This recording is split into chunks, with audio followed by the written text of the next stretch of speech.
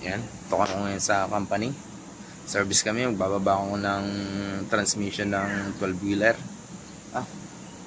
12-wheeler nga. Nag-slide daw to, tapos nangamoy ang clutch. Bababa ko yung transmission. Solo flight ako ngayon. Okay, tingnan ko kung kaya kong ibaba mag-isa. At medyo maraming kalasin. Pisa ko na para madali na.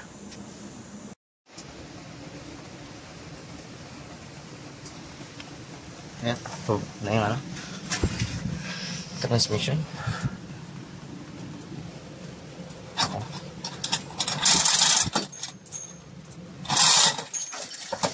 Apa?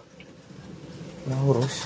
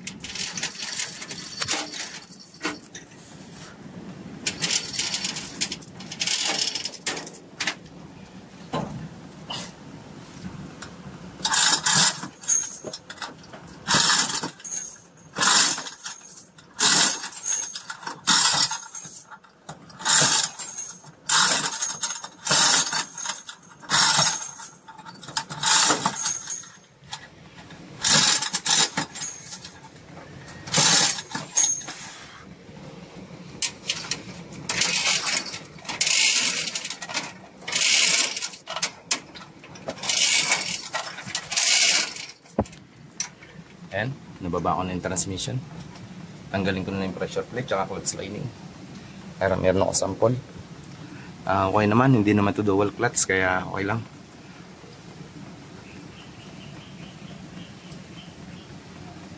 Apoy. Okay, tanggalin ko naman yung pressure plate.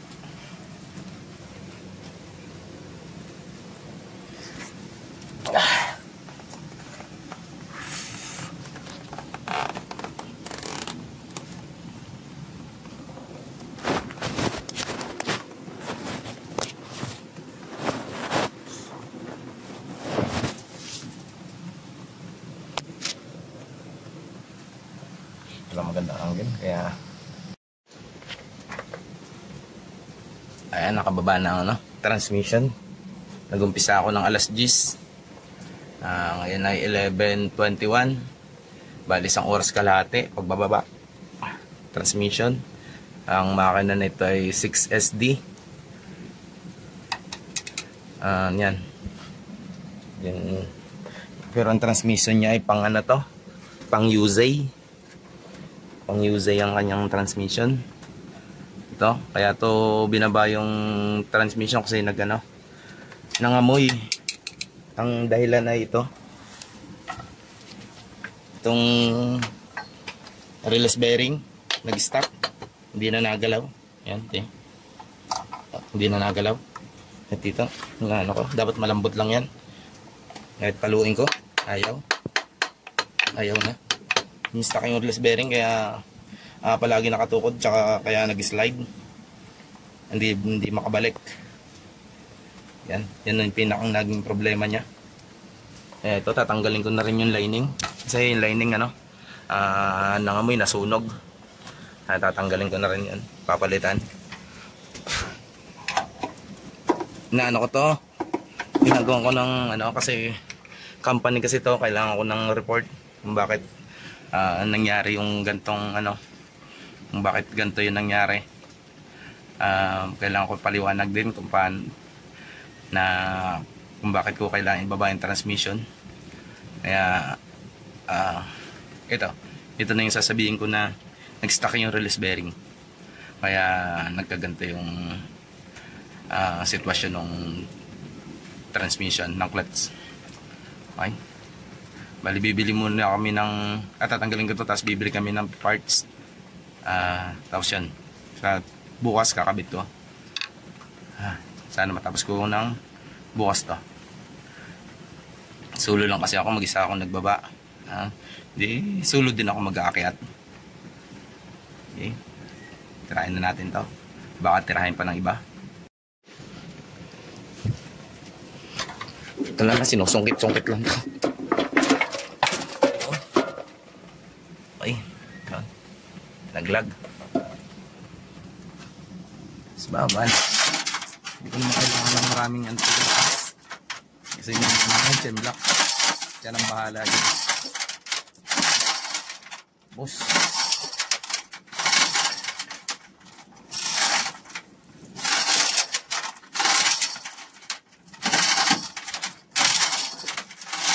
Ito na yung lining niya. Nasunog. Yan. Talagang palitin na talaga. Sunog na yung lining. Yung flywheel ay ayos pa naman. Pulang tama. Maganda pa yung flywheel. Kaya kahit di ko na tanggalin yun. Kasi di ko na pa-replace. Kasi maganda pa naman. Bali yung pilot. Ayan. May back pala yung flywheel. Ayun. May crack. Kita mo? Kita? Yan, may crack yung flywheel. Pero may mga slide din. Pero pwede pa naman.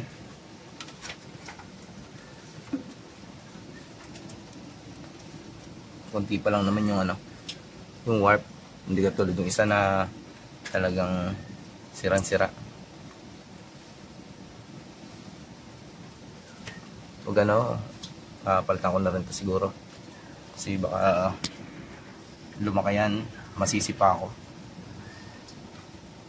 Tanggalin ko na rin yung flywheel na yan. Yan, nakabit ko na yung flywheel. Susunod ko naman yung pressure plate. Tsaka yung lining. Para tuloy-tuloy. Baka mga alas 12. Tapos nakabit ko na itong mga to. Ang oras ngayon ay 9:43. Try natin kung kaya ko hanggang alas 12 o alauna. Okay, diretso na tayo. Ayan, nakabit ko na yung lining, clutch lining at saka pressure plate. Bali, ito nga pala, kung wala kayong panentro, may diskarte dito. Turo ko na para hindi ko naman ito natutunan. Natutunan ko ito dahil lang sa pagkakamali ko. Yung palang 4 na tornilyo na yun, yung 4 na tornilyo na to, hindi ko nakalas. Nakalimutan ko. Tapos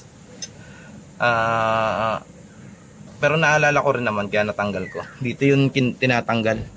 Dito. Kaya ang maganda dito, kung wala kang panintro, mas madali ito.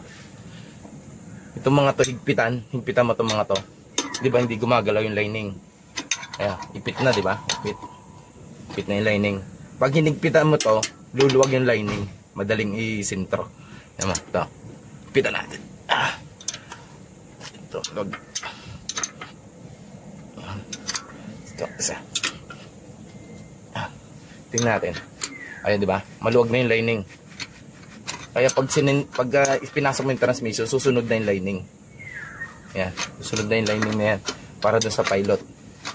Para hindi mahirap ipasok yung papunta dun sa pilot. Dito kasi kukontra kasi itong lining eh. Tapos pag tatanggalin mo na to, nasalpak dito sa butas na to, pipihitin mo lang paikot para makita mo dito sa butas na ito, dito mo kukunin. Matatanggal mo yun dito sa butas na dito, yung 4 na tornilyo. Yun, para yun hindi ko na dating yun, nagkamali lang ako. Tapos naisip ko pwede palang gawin yun. Kaya kahit walang panintro, basta finger tight, Yun lang gagawin. Madali na yung pagpasok ng transmission.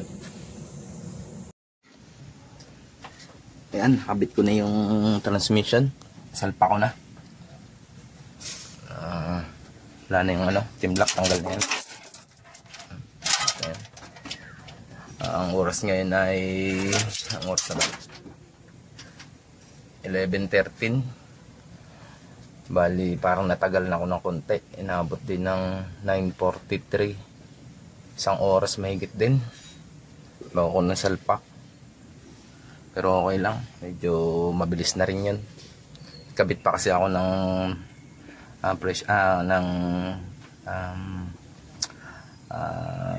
flywheel at saka mga pressure plate lining. Bali naabot na ako ng 9:40. Maabot ako ng magit kulang 2 oras na. 11, 9, 10, 11 oh.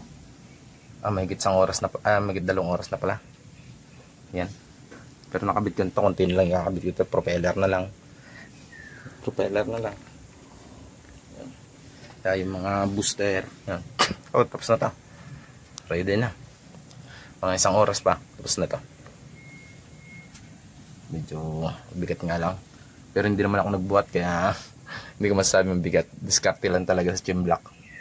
2 chem block yung gamit ko. Ayun yung isa sa taas, sa gitna. Saka isa dito sa puwet naka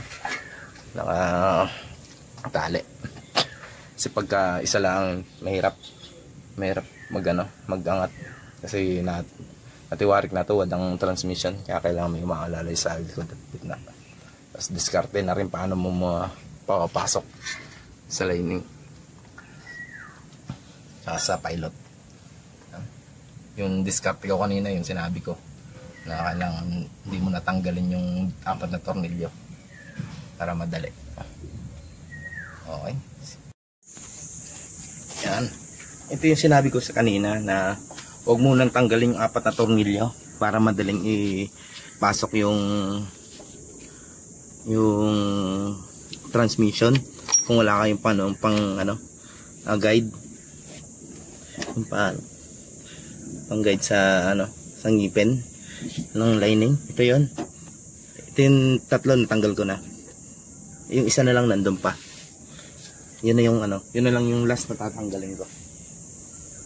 Tadi dito, pipihitin ko lang dito para pumunta dito. Pipihitin ko lang dito para lumabas yung yan, dito pipihitin. Yung iba nasa ilalim yung pitan. Para pumunta dito. Ano iba?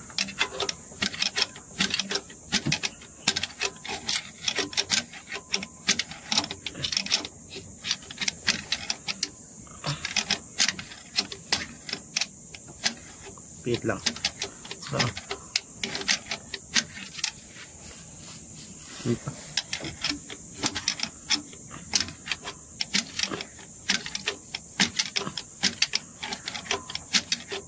Yan.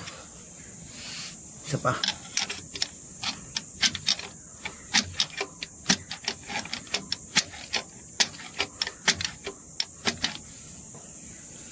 Yan, ayun na. Yung tornilyo na yan may kulay pula. Yan, tatanggalin. Yan. Diba? Madali lang naman tanggalin to. Malambot lang naman to.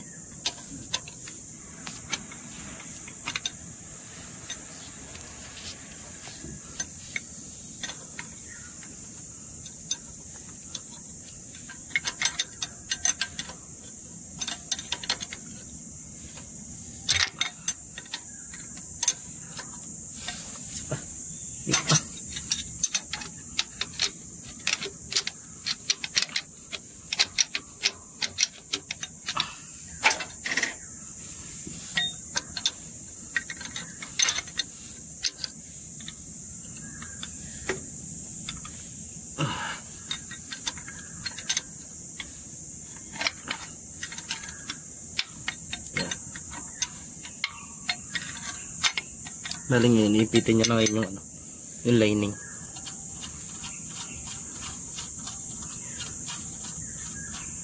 May na. Yan, itong apat na to. Yan. May mga pula. Yan, ipit na yan. Kaya madali ko siyang naibaba kanina. Naiangat. Napasok pala. Kasi maluwag pa yung lining. Yan, okay, tapos na. Ang oras ay natapos ako 1:17. Alas kalating araw din yung magsalpak. Okay na. Try na lang natin yung makapasok ang kambyo. Sana. Pero okay yun kasi kapag natin. Okay na. Andar na.